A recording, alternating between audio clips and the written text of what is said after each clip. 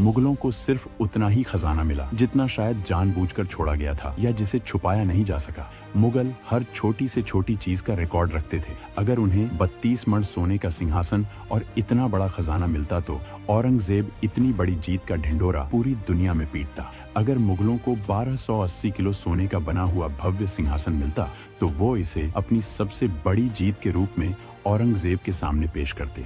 इतिहास में इसका बड़ा जिक्र होता कि मुगलों ने शिवाजी का सिंहासन पिघला दिया या तोड़ दिया, लेकिन सन्नाटा। मुगल दस्तावेजों में इस सिंहासन का कोई उल्लेख नहीं है। तो यहाँ पर एक सवाल उत्पन्न होता है, क्या मराठों ने मुगलों के किले में घुसने से पहले ही उसे गायब कर दिया था? क्योंकि महारानी येसुबाई जानती थी कि अगर मुगल किले में घुस आए तो यह प्रजा के स्वराज की संपत्ति दुश्मन के हाथ लग जाएगी। छत्रपति शिवाजी महाराज, संभाजी महाराज और असंख्य मावलों की खून पसीने की कमाई मुगलों के हाथ लगे, यह उन्हें कतई मंजूर नहीं था। क्या यह संभव नहीं कि महारानी येसुबाई और राजा राम महाराज ने किला छोड़ने से ठीक पहले उस विशाल खजाने और पवित्र सिंहासन को रायगढ़ के ही किसी गुप्त तहखाने में सुरक्षित कर दिया हो? इतिहासकारों का मानना है कि उस वक्त किले पर ऐसी सुरंगें और गुफाएं थीं जिन्हें बाद में बंद कर दिया गया। हमें जो यह प्रश्न सता रहा है वही प्रश्न बहादुरगढ़ किले पर जब छत्रपति संभाजी महाराज को पकड़कर मुगल छावनी में लाया गया था, तब छत्रपति संभाजी महाराज को मारने से पहले